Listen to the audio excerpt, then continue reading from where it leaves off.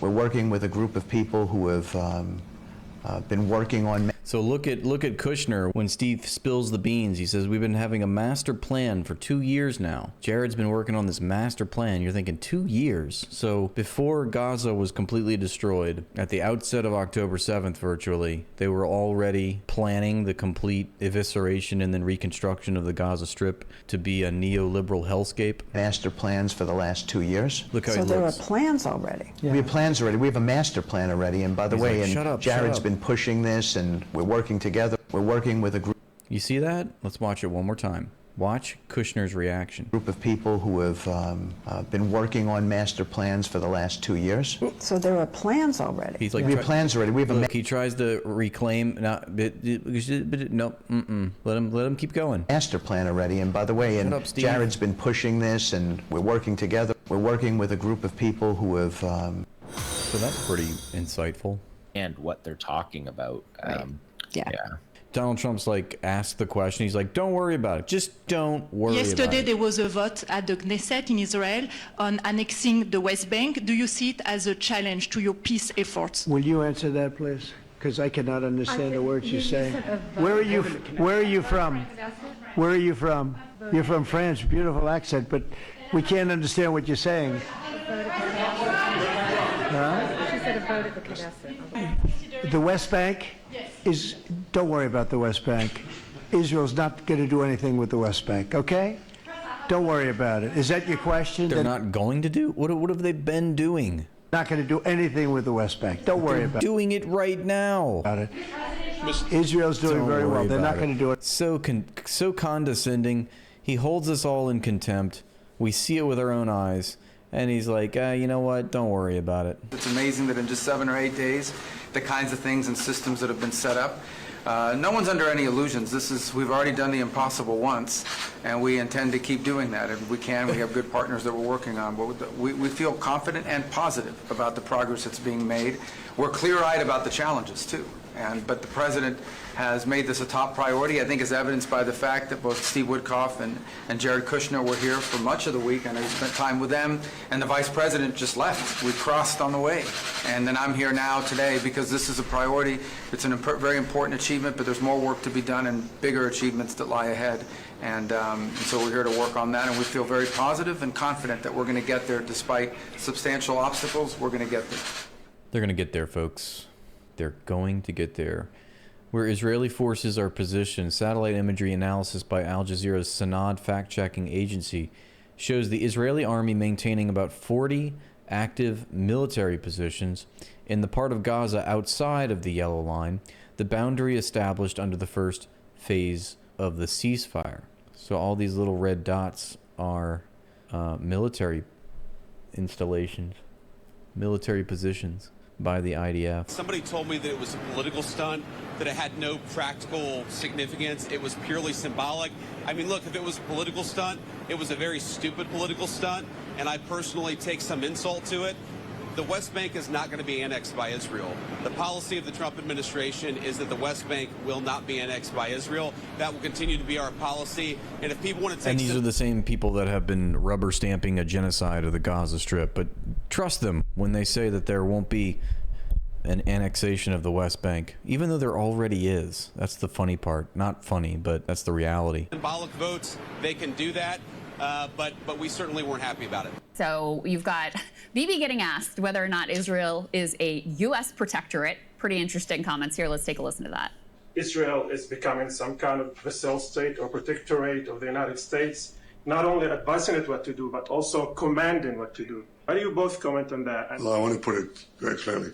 You know, 1 week they say that Israel controls the United States. A week later they say the United States controls Israel. This is hogwash. We have a partnership. Hogwash. An alliance. This is hogwash. Of partners who share common values, common goals. We can have discussions, we can have disagreements here and there, but on the whole, I have to say that in the past year we've had agreement not only on goals, but how to reach them. And I think we're pursuing them successfully. So interesting, too, to see the vice president standing there while Bibi is taking that question, Sagar. Yeah, it is about as close to a screw you as it can be mustered in diplomatic speak, especially when you tack on this. Let's go ahead and put the next part up on the screen. The Knesset, while J.D. Vance, the vice president, was in the country, approved a bill to apply Israeli sovereignty in the West Bank. Quote, the proposal would say that the law's judicial system administration... What a dead giveaway, right? As J.D. Vance is fielding questions from reporters saying he's insulted and, you know, we're very firm on the fact that Israel will not be annexing the West Bank. And here, while he's in Israel, the Knesset is approving a bill to apply Israeli sovereignty in the West Bank. Sovereignty of the State of Israel shall apply to all areas of settlement in Judea and Samaria. It is a 25-24 vote after a, quote, heated discussion. And it is one where they stipulate not only what I just read, but that it would actually apply in principle. So the difference here is that technically it was symbolic. The government is not going to officially carry this out. Now, frankly, considering how we have covered the West Bank at this point with Jasper Nathaniel, it already exists, but it's effectively a symbolic thing at this point. Nonetheless, it was, again, as big of a diplomatic FU as they could muster, not only from Bibi, because it was not just the protectorate conversation. The private conversations, at least some of it, were leaked to various different reporters, where JD is begging them, basically saying, give the ceasefire a chance. It's like a meme, please give peace a chance. They're like, please, please, just try it. You know, you may enjoy it. It may actually work. And in addition, not only to the ceasefire conversation that's been happening with the U.S. administration and others, is that they are not doing enough to address the actual underlying dynamic of the government itself. Like you had Smotrich and Ben-Gvir, two members of the government who are outwardly, I mean, this is just today. He says, this is from Smotrich, if Saudi Arabia is telling us that in return for normalization, they want a Palestinian state, we will say, friends, no thank you. You can continue riding camels on the sand in the Saudi desert. Okay? And these are the people, like great friends. These are the people whose troops are supposed to be patrolling Gaza. Right. Right? And then in addition to the fact that the plans providing money for the reconstruction. And providing the money for the reconstruction. They don't want any of this to work out. And it's like America is stuck pretending in this dreamlike state where the Israeli government actually wants a ceasefire. They don't want a ceasefire, I know. Period. So this is some Wall Street Journal reporting. And it dovetails very well with what we were talking about in the West Bank, the reality in the West Bank, because this plan looks a lot like they want to turn Gaza effectively into a new West Bank. So I always go back to early on after October 7th. Norman Finkelstein he was giving many podcast interviews, and I think this was on Katie Halper's podcast, because she asked him, how is this going to end, you know? And he said something to the effect of, I assume that Israel will do what it's always done, and it will establish a new security zone. It will further cantonize the Gaza Strip and push the Palestinians into a smaller, ever-confining enclave. And lo and behold, I mean, fast forward 2 years later, it's literally what's happening, and it's continuing apace. And not only that, they've been planning for this for years. the headline here is a U.S. plan splits Gaza in two, one zone controlled by Israel and one by Hamas. Now, the reality on the ground right now, and they say Jared Kushner floats a plan to rebuild the Israeli-controlled half of the Palestinian enclave until Hamas can be disarmed. So right now, the reality on the ground is Israel is still occupying 53% of the Gaza Strip. And anytime anyone gets close to what they call the yellow line, which doesn't exist like in reality, in physical reality, just like on a map and in their heads, anytime any Palestinian gets close to that or wanders over it, they shoot and kill them.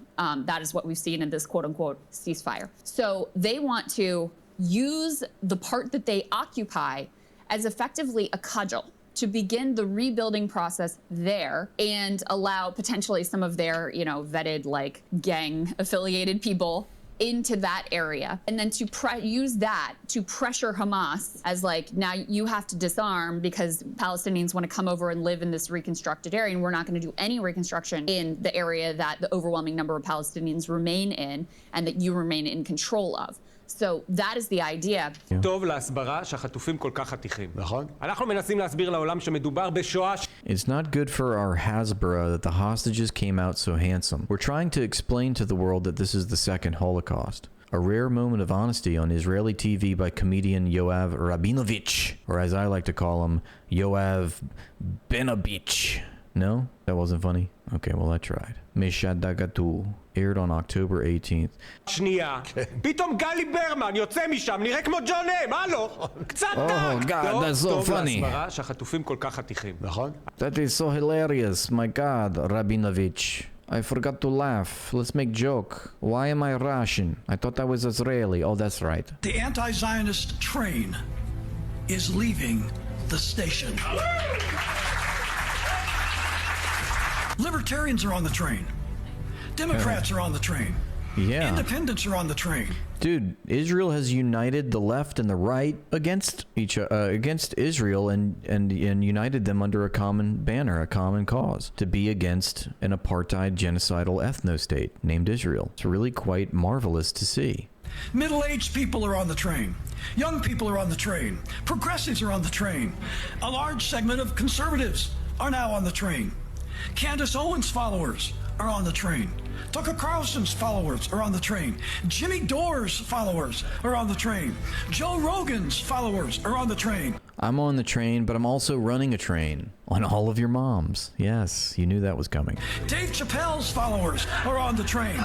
Billions of people worldwide are on the train leaving the Zionist cult.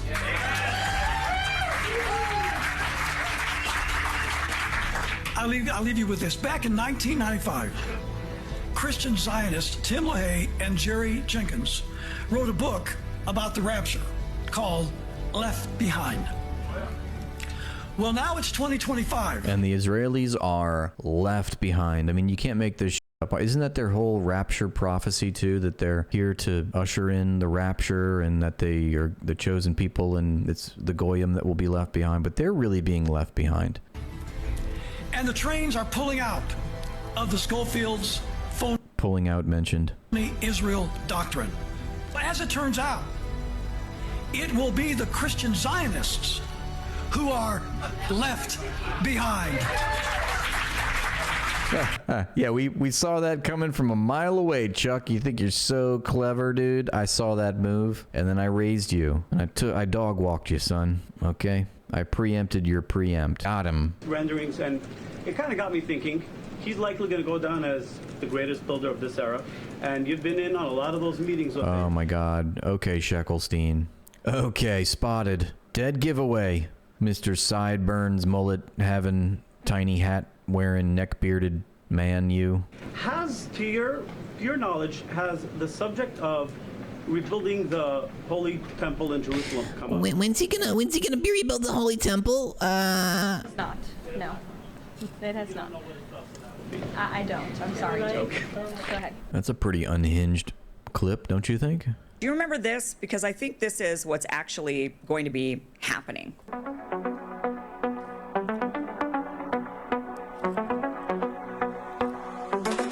Tunnels coming to set you free, bringing the light for all to see. No more tunnels, no more fear. Trump Gaza is finally here. Trump Gaza shining bright, golden future, a brand new light. Feast and dance, the deal is done. Trump Gaza, #1. Trump Gaza shining bright, golden future, a brand new light. Feast and dance, the deal is done. Trump Gaza, #1. Trump Gaza. So this plan is actually going forward. And let me show you the evidence of that. Jared Kushner and Steve Witkoff. I laugh to keep from crying. Sat down for a 60 Minutes interview, and some of the things that were said were quite revealing. Here's Jared Kushner saying that they've had, actually it's Steve Witkoff, and look at I want you to look at Jared Kushner's face while Steve Witkoff is talking, because Jared's kind of looking at him like, we're not. No reconstruction aid, no reconstruction funds will be going into areas that Hamas still controls. And as far as the demilitarization goes, once the ISF is up, there needs to be a security force that they can feel safe from, that in order for it to be, the transition to be complete. So that needs to happen. It sucks because, like, Jared Kushner is 44 years old, and in all that time he's been alive, he still was never able to find a personality.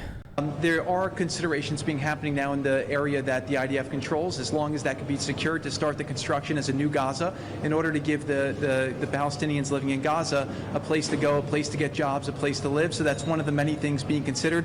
Right now, again, there's been several work streams that have occurred over. It's like, why are they co-opting the Palestinian society? Why aren't we listening to Palestinians talk about what they want to do and what jobs they want to have and what communities they want to build and what businesses they'd like to invest in? For the last years, those are all being synthesized and updated here at the center, and then they'll go before President Trump and the Board of Peace to get recommendations on what to build. I don't know, Jared. Maybe we talk to the Palestinians, see what they want. Yeah. How to phase it, but that's definitely something now that's being very strongly considered.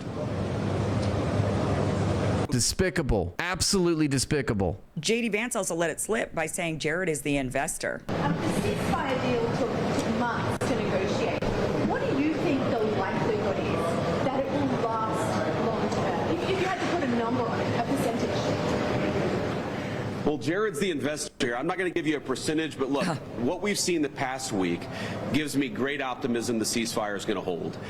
Jared is the investor. Well, I thought they weren't going to make money. I mean, Jared said, I'm not going to be involved with, awarding contracts and blah, blah, blah. Okay, Jared, you're not going to be personally involved in awarding contracts, but you're investing?